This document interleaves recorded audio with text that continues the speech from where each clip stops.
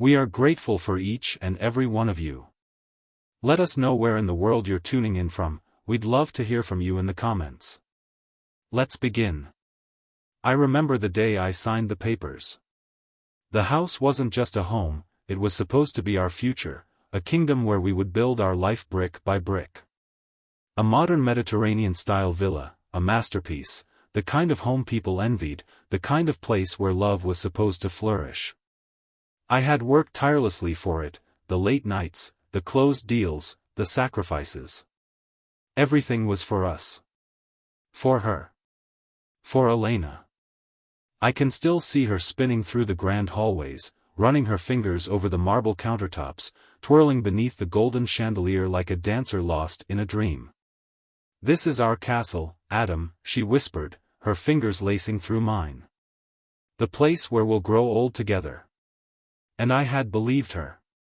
That's the cruel thing about love, you never see the knife until it's buried deep in your back. We were a couple people admired, the ones others compared their relationships to, the glamorous power couple, always dressed to perfection, always in the right places, always appearing deeply in love. I had met Elena at a high-profile charity gala in Chicago 8 years ago. It was a night of glittering lights, elegant gowns, and whispered deals between powerful people. I wasn't supposed to be there, I was filling in for a friend, wearing a tuxedo that felt too formal for someone who had built his success through raw ambition and sleepless nights in boardrooms rather than old money. And then I saw her. She was intoxicating, her laughter, the way she carried herself like she belonged to a world greater than this one. There was something almost magnetic about her confidence, the way she made everyone around her feel like they weren't just part of a party, but part of her story. Our love story had been something out of a movie. A wedding in Santorini, vows exchanged under the Mediterranean sun, an orchestra playing beneath the stars. Forever. That's what she had promised. That's what I had believed. But love doesn't shatter all at once. It cracks first, tiny, almost invisible fractures, until one day you wake up and realize you've been living inside a beautiful, elaborate lie. At first, I didn't see the signs. Or maybe I didn't want to see them. It started subtly, the late nights, the secrets, the laughter that no longer felt the same. Elena had always been social, always surrounded by luxury and status, but suddenly, she became obsessive about it. At first, I told myself it was nothing. Then came the unanswered texts. The excuses that sounded rehearsed. The sudden need for business meetings that stretched long past midnight. The new obsession with high-end brands. The unexplained jewelry. The credit card charges from places I had never heard of. Still, I silenced the whispers in my mind. Love blinds you. It convinces you that suspicion is just paranoia, that doubt is nothing more than a shadow in your mind. And so I ignored the warning signs. Until the night I came home early.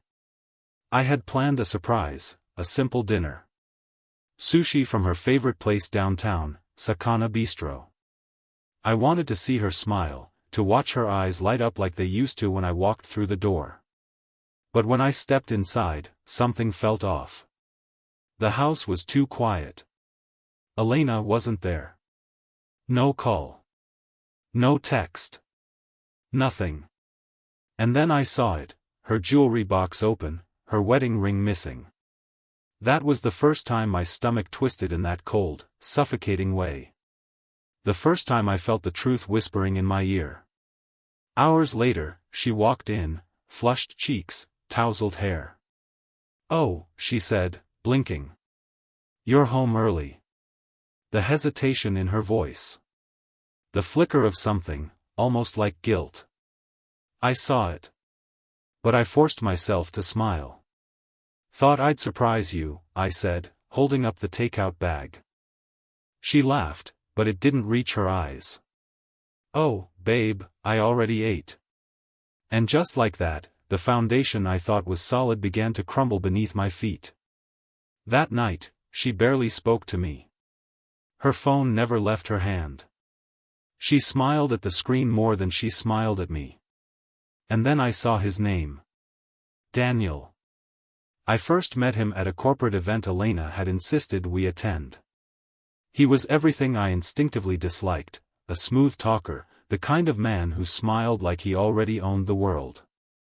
"This is Daniel," Elena had introduced him, her hand lingering on his arm a second too long. "He's an investor." "Investor, my ass." The way he looked at her. The way she looked back. That should have been the moment I knew. But love makes you a fool. I still remember the night I caught them. And the moment I decided to destroy them both. It was a Friday night. I had been away for a business trip. At least, that's what she thought. I came home early. I walked through the front door silently. No announcements. No calls. The house was dimly lit. The scent of cologne too strong. And then, through the glass doors, I saw them. Elena. Daniel. In my living room. Drinking from my expensive whiskey. Laughing like they owned the place. His arm draped around my wife's shoulders like he belonged there. And then, as if she could feel my presence, Elena turned toward the window. Our eyes met. And she smiled. Not a look of guilt. Not a look of fear. A mocking, satisfied smile. A smile that said, "We've won." But they had no idea. Because I didn't break. I didn't shout. I didn't beg. I smiled back. Because at that moment, I knew, this wasn't going to end in heartbreak. It was going to end in revenge. I didn't confront them. Not yet. Confrontation was for the weak. For the unprepared. No. I wanted them to believe they had won. To feel safe in their stolen paradise. Because when I struck, I wanted it to be devastating. That night, I left without a sound. I drove into the city, my mind sharpening into cold calculation. This wasn't about heartbreak anymore. It was war. Step 1, gather information. I called the one person I trusted with something like this. Eric Carter. A former detective turned private investigator. I need surveillance, I told him. Full access to everything, bank records, phone logs. I want to know where they go, who they meet, how they spend their time. He didn't ask questions. Eric had worked with me before. He knew I didn't play games. Consider it done, he said. By morning, I would know everything. And by the time they realized what was happening, it would already be too late. Elena had no idea. When she came home the next day, she was all smiles, acting as if nothing was wrong. She kissed my cheek, pretending to be the loving wife. "I missed you," she whispered. "How was your trip?" I smiled back. "Busy," I said. Inside, I wanted to laugh. Because even as she stood there, lying through her perfect teeth, Eric was sending me photos. Pictures of her and Daniel. In a hotel suite. At luxury restaurants. Boarding a first-class flight to Paris. Using my credit card. But I didn't confront her. No. I played along. I let her think I was still the naive husband. Oblivious. Trusting. And the longer she believed it, the harder the fall would be. Step 2, cut them off. Elena and Daniel were living off my money. Expensive hotels. Designer clothes. Private dinners. But not anymore. With Eric's help, I traced every hidden transaction. Every secret withdrawal. And then, in one single stroke, I froze everything. Bank accounts? Locked. Credit cards? Declined. House sale? Halted. At first, she didn't realize. Not until her card was declined at Chanel. Not until Daniel called her, furious. Not until she came home, panicked, asking if I had noticed any banking issues. I played dumb. Banking issues? I asked, raising an eyebrow. No clue. Why? Something wrong? Her smile was tight. Oh, nothing. Just a minor inconvenience. She was lying.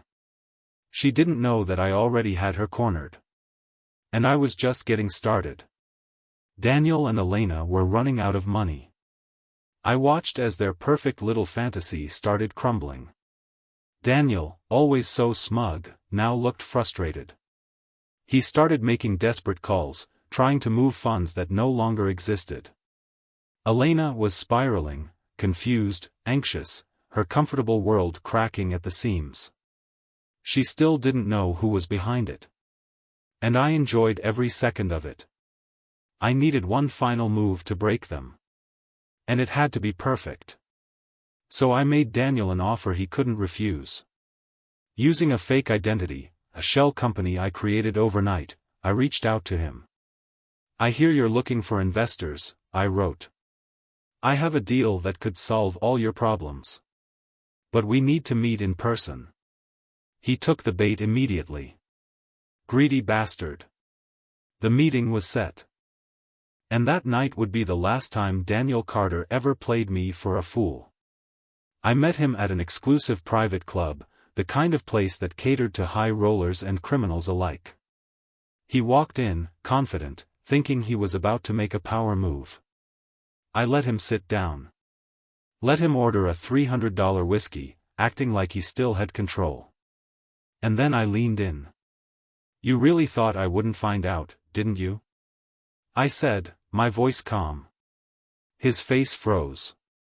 He tried to play it off. But I saw it. The panic. The realization that he was in deep trouble. Adam, I don't know what you're talking about, stop lying, I cut him off. I own you now. Your bank accounts? Frozen. Your deals? Cancelled. Your reputation? Destroyed. And Elena? I chuckled. She was never yours to begin with. She was just another pawn. He turned pale. Because in that moment, he knew, I wasn't just taking back what was mine. I was burying him. Daniel tried to run. But I was 10 steps ahead. The feds had already been tipped off. The moment he stepped outside, he was surrounded. The last thing I saw before he was shoved into the back of an unmarked car? His face. Twisted in pure terror. Daniel Carter was done. But I wasn't finished yet. Not even close. Because now? It was time to deal with Elena. I let her stew in her panic. She had no money. No Daniel. And no idea what was coming next. Then I called her. Come to the hotel, I said. We need to talk. She arrived desperate. Trembling. Clutching onto false hope. Adam, I held up the divorce agreement. Sign it, I said. Or you'll end up just like Daniel. Her eyes widened. Because she knew, I wasn't bluffing. She signed. And just like that, she lost everything. Her money? Gone. Her status? Destroyed. Her future? Non-existent. I watched as the realization hit her. As she understood that she had played the wrong game with the wrong man. She started crying. But I felt nothing. Because this wasn't about love. This was about justice. Elena sat in front of me, her hand trembling as she gripped the pen, staring at the divorce papers like they were a death sentence. And maybe, in a way, they were. Adam, please, her voice cracked, the fake confidence she always wore like armor now shattered. I leaned back in my chair, completely unmoved. Please what, Elena? I asked coldly. Please forgive you. Please pretend none of this happened. Please let you keep the money you stole from me." Her face fell. She knew. She knew she wasn't getting out of this. "I made a mistake," she whispered. I let out a sharp laugh. "A mistake? A mistake is forgetting an anniversary. A mistake is buying the wrong brand of wine." I leaned in, my voice turning to ice. "Cheating on your husband? Selling his house? Stealing his money? That's not a mistake, Elena. That's a choice. And now? You live with it." She broke down then. Sobbing. Her shoulders shaking. It was pathetic. For years, she had played the role of the perfect wife, the elegant, sophisticated woman who could never be touched. And now? She was nothing but a desperate, fallen queen. With no kingdom left to rule. She finally picked up the pen. And she signed the papers. And just like that, Elena Carter was erased. Her luxury lifestyle? Gone. Her status? Destroyed. Her future? Uncertain. She wiped at her tears. Still clinging to one last hope. "Adam, do you think we could?" I stood up, cutting her off. "We're done here." I didn't give her another word. Because she wasn't worth it. And when she finally walked out of my life for good, I didn't feel anger. I didn't feel sadness. I felt free. The next morning, I watched the news from my penthouse suite. Breaking news: Daniel Carter, a high-profile investor, has been arrested on charges of fraud, embezzlement, and money laundering. I smiled. It was poetic. The man who thought he had stolen everything from me now sat in a prison cell. His carefully crafted empire reduced to dust. And Elena? She had nothing. With no money, no Daniel, and no one left to manipulate. She was completely alone. For someone like her, that was a fate worse than death. For the first time in years, I focused entirely on myself. No distractions. No fake love. Just me. I bought back my house. But I didn't leave it the same. Every room Elena had decorated? Gone. Every trace of our so-called marriage? Erased. I redesigned everything.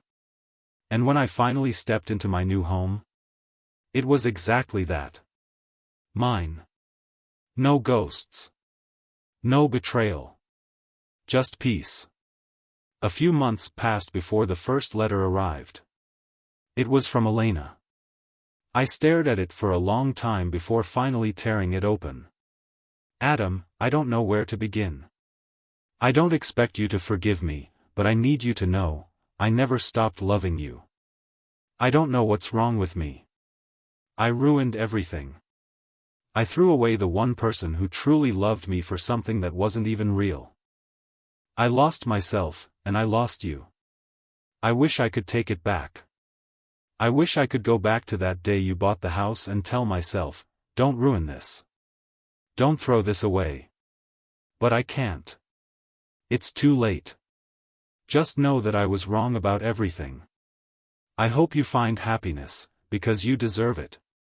I set the letter down. And I felt nothing. Because the truth was, I had already moved on. Months passed. I had rebuilt everything. My home. My finances. My peace of mind. My company had doubled in value. My new investments were thriving. And I was living exactly how I wanted to, without her. Then, one evening, I received a message. A number I didn't recognize. But I knew exactly who it was. Elena. I hesitated for a moment before opening it. "Adam, please. Just one conversation. Face to face. I need to see you. I know I don't deserve it, but please." I laughed. She was desperate now. Broke. Alone. Lost. She had spent years living off my money. My reputation. My hard work. And now that it was gone, she was nothing. But a part of me wanted to see it for myself. To see her at rock bottom. So I agreed. She was already waiting when I arrived. Sitting in a dimly lit cafe. Wearing a cheap coat she never would have touched when she was with me. She looked different. Not the polished, confident woman I once knew. No expensive jewelry. No designer bags. Just a shadow of who she used to be. Her eyes lit up when she saw me. Adam. She gasped, standing up. I didn't move. I just stared at her. I wanted her to feel it. The distance. The emptiness. The fact that she meant nothing to me now. Sit down, I said, my voice cold. She hesitated before sinking back into her chair. You look good, she murmured. I mean, of course you do. You always did. I didn't respond. I let the silence stretch. Watching her squirm. I miss you, she finally admitted, her voice breaking. I miss us. I tilted my head. There is no us, Elena. There never was. You made sure of that. She reached for my hand. But I pulled away. Adam, please. You have to understand, I wasn't thinking. I cut her off. You weren't thinking when you slept with Daniel? Her lips trembled. You weren't thinking when you sold our house? When you drained our accounts? When you smiled at me through that window while sitting in my living room with another man? Her face crumpled. I was selfish. I was stupid. But I swear, I loved you. I laughed. Cold. Sharp. Final. You loved what I gave you, Elena. The money. The security. The power. But you never loved me. And now that it's gone. So are you. Tears streamed down her face. Is there really no way back? She whispered. I leaned forward. My voice calm. Deadly. Elena, you lost me the moment you chose him. She let out a choked sob. But I didn't care. I stood up, threw some cash on the table, and walked away. And I didn't look back.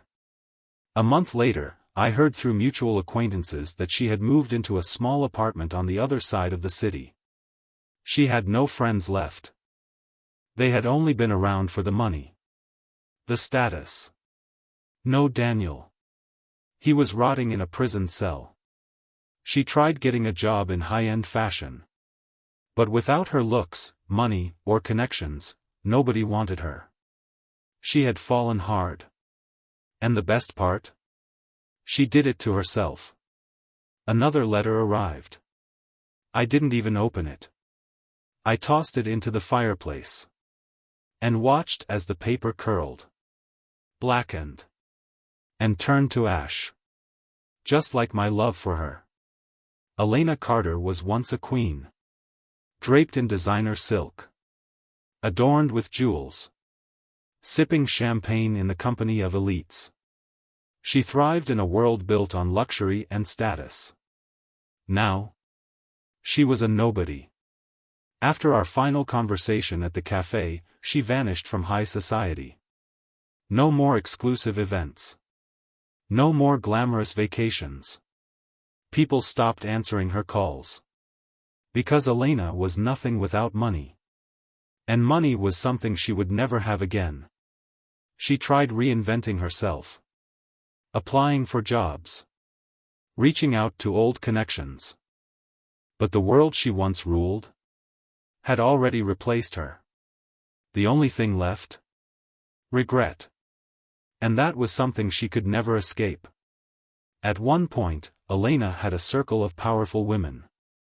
The kind who smiled in designer lipstick while plotting each other's social demise behind closed doors. She always thought they were her real friends.